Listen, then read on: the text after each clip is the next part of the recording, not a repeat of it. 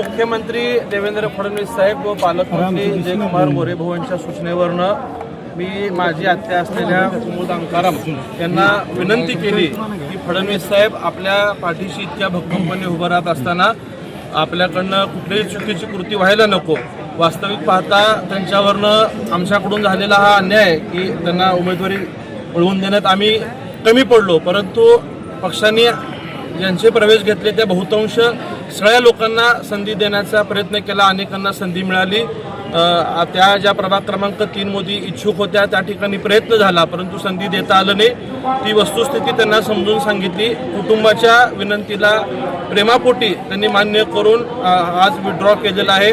स्वतः फडणवीस साहेबांनी आणि पालकमंत्री गोरेभाऊंनी शब्द दिलेला आहे की जो त्यांच्यावरती अन्याय झाला आहे तो येणाऱ्या काळात पक्ष निश्चितच भरून काढेल आणि ती आम्हा सगळ्यांची जबाबदारी असेल। आम्ही सुद्धा त्यांना विनंती केल्यामुळं मान देऊन या ठिकाणी विड्रॉ केलेला आहे। भारतीय जनता पार्टी सोबत सक्रिय प्रचारात त्यांचा राहील। भारतीय जनता पार्टीचे उमेदवार निवडून आणण्यामध्ये त्यांचा सिंहाचा वाटेल हा विश्वास मी कुटुंबाच्या वतीने आपल्याला लढाई कशी असणार आहे आता, कारण शिवसेनेचा उमेदवार होता त्यानंतर आता काँग्रेस सोबत भारतीय जनता पार्टीच्या उमेदवाराच्या प्रचारासाठी असतील। भारतीय जनता पार्टीचा उमेदवार प्रचंड मताने निवडून आणण्यासाठी त्यांचा सिंहाचा वाटा असेल इतका मी तुम्हाला महापालिकेची निवडणूक पाहिली गेली दादा महापालिकेची निवडणूक पाहिली गेली तर अनेक भाजपाच्या निष्ठावंतांनी जे आहे ते बंडखोरी केल्याचं पाहायला मिळालं। बंड देखील जे आहे ते त्यांनी यावेळी केलं, ते कुठेतरी बंड थांबवण्यात आलेलं आहे का, काय सांगा? बहुतांश सगळ्या निष्ठावंत लोकांना आम्ही तिन्ही आमदारांनी विनंती केली आहे। अनेक लोकांनी माघार सुद्धा घेतलेली आहे।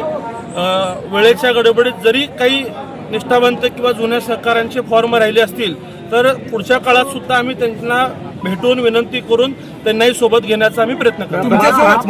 घडामोडी काल रात्री घडलेल्या होत्या, त्यांचं म्हणणं आहे की आम्ही विरोधी एक पॅनल तयार करतोय भाजपच्या विरोधामध्ये।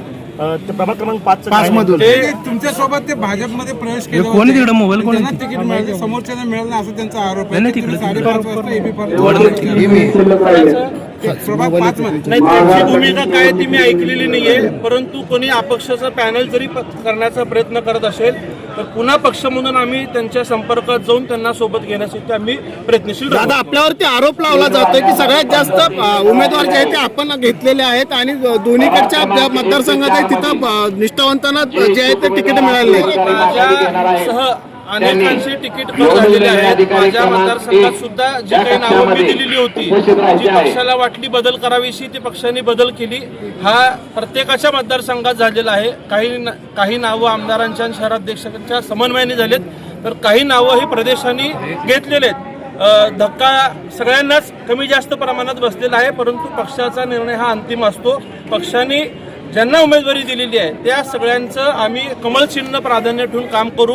काल सुद्धा मी भूमिका मांडली होती, सबकी हत्या जरी दुसऱ्या पक्षातून उभारलेली असेल तर कमळ हाच माझा उमेदवार आहे, ही भूमिका काल स्पष्ट केली। पण मला आनंद आहे की त्यांनी कुटुंबासाठी विशेषतः स्वर्गीय तात्यासाहेब, स्वर्गीय महेश अण्णांवरती प्रेमापोटी त्यांनी आज माघार घेतली। निश्चितच येणाऱ्या काळात फडणवीस साहेब असतील, पालकमंत्री जयकुमार गोरे साहेब असतील, त्यांना आणि मी स्वतः सुद्धा कुटुंब म्हणून त्यांना न्याय देण्यासाठी आम्ही प्रयत्न करू। Okay, thank you. कोणालाही दुखवलं नाही, त्यांना प्रेम आहे म्हणून सोबत आले।